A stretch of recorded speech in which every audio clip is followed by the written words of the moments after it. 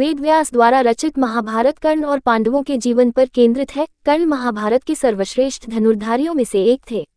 कर्ण 6 पांडवों में सबसे बड़े भाई थे। भगवान परशुराम ने स्वयं कर्ण की श्रेष्ठता को स्वीकार किया था। कर्ण की वास्तविक मां कुंती थी और कर्ण और उनके 6 भाइयों के धर्मपिता महाराज पांडु थे। कर्ण के वास्तविक पिता भगवान सूर्य थे। कर्ण का जन्म पांडु और कुंती के विवाह के पहले हुआ था। कर्ण दुर्योधन का सबसे अच्छा मित्र था और महाभारत के युद्ध में वह अपने भाइयों के विरुद्ध लड़ा। कर्ण को एक आदर्श दानवीर माना जाता है क्योंकि कर्ण ने कभी भी किसी मांगने वाले को दान में कुछ भी देने से कभी भी मना नहीं किया, भले ही इसके परिणामस्वरूप उसके अपने ही प्राण संकट में क्यों न पड़ गए हों। इसी से जुड़ा एक वाकया महाभारत में है, जब अर्जुन के पिता भगवान इंद्र ने कर्ण से उसके कुंडल और दिव्य कवच मांगे और कर्ण ने दे दिए। लेकिन आप में से कितने लोग ये जानते हैं कि कर्ण के वास्तविक जन्म के बारे में महाभारत में किस किस को पता था? हाँ, ये बात तो साफ है कि कुंती और भगवान सूर्य देव को तो कर्ण के जन्म के बारे में ज्ञात ही होगा कि वह दोनों उसके माता पिता थे, किंतु क्या महाभारत में ऐसे भी लोग थे जो इसके बावजूद कर्ण के वास्तविक परिचय को जानते थे? तो दोस्तों, हम आपको बताना चाहेंगे कि हाँ, महाभारत में श्री कृष्ण सहित कई ऐसे लोग थे जो कर्ण के वास्तविक परिचय के बारे में जानते थे। हम सभी के बारे में आपको एक एक करके बताएंगे।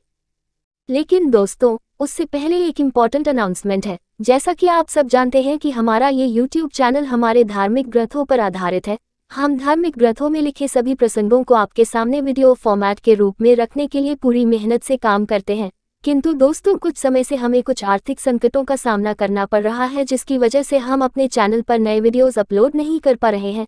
इसलिए आप सभी से हमारा अनुरोध विनती है कि अगर आपको हमारे इस चैनल के वीडियोज़ पसंद आते हैं तो कृपया हमारे इस चैनल के सपोर्ट के लिए हमारे डिस्क्रिप्शन में दिए हुए फ़ोनपे UPI ID पर हमें 10 रुपये से लेकर 200 रुपये तक की राशि डोनेट करें, या जितना आप करना चाहें या जितना आपको ठीक लगे उतना डोनेट करें। लेकिन प्लीज़ हमारी आप सभी से विनती है कि प्लीज़ आप हमें अभी डोनेट करें। अगर आप हमारे रेगुलर व्यूअर हैं तो कृपया हमारे आर्थिक संकट में हमारी सहायता करें।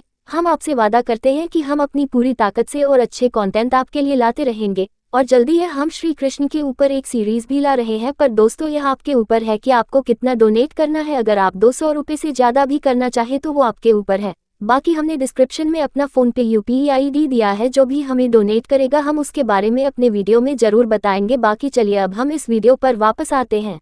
नंबर 1, भीष्म पितामह। दोस्तों, हम सब जानते हैं कि महाभारत में वेदव्यास एक महर्षि थे जिनके पास दिव्य दृष्टि थी। दिव्य दृष्टि के होने के कारण वह कर्ण के वास्तविक परिचय के बारे में जानते थे। इसी के साथ हम सब ये भी जानते हैं कि नारद जी भी एक देव ही थे, इसलिए वह भी चारों दिशाओं का ज्ञान रखते थे।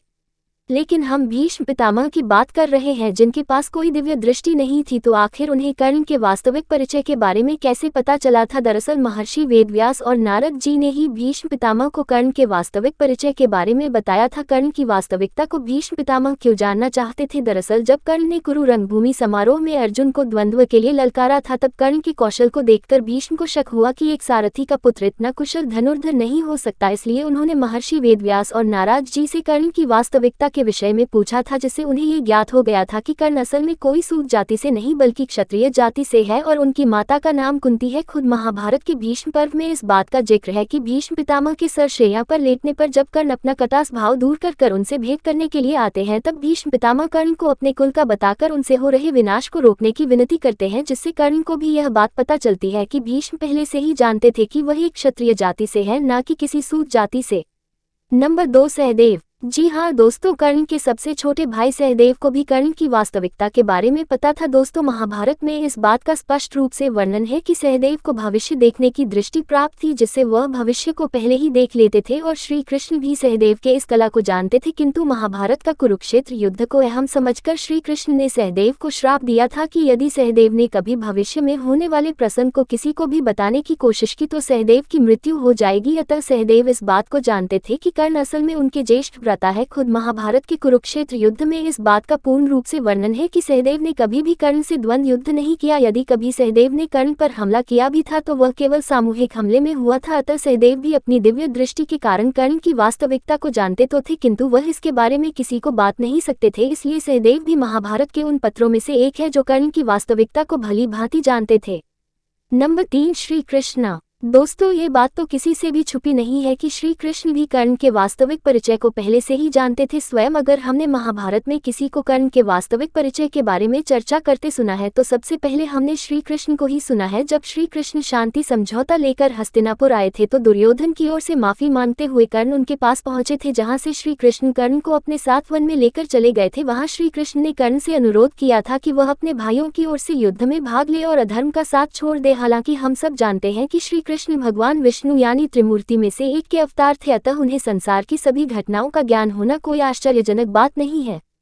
अगर आपको ऐसे ही वीडियोस देखना पसंद है तो आप हमारी इस वीडियो को लाइक कर सकते हैं। नीचे कमेंट में कमेंट करके बताएं कि आपको हमारा काम कैसा लगा। हम आपके कमेंट का रिप्लाई देने की पूरी कोशिश करेंगे। शेयर करें इस वीडियो को अपने उन दोस्तों और परिवार के लोगों के साथ जिन्हें ये बात पहले से नहीं पता थी। अगर आपको ऐसी ही वीडियोस देखना पसंद है तो आप हमारे चैनल को अभी सब्सक्राइब कर दें, क्योंकि हम आपके लिए ऐसी ही और वीडियोस को लाते रहेंगे। हम अगली वीडियो लेकर जल्द ही लौटेंगे। आखिर में हमारी इस वीडियो को देखने के लिए आपका धन्यवाद। हम आपसे जल्दी ही मिलेंगे।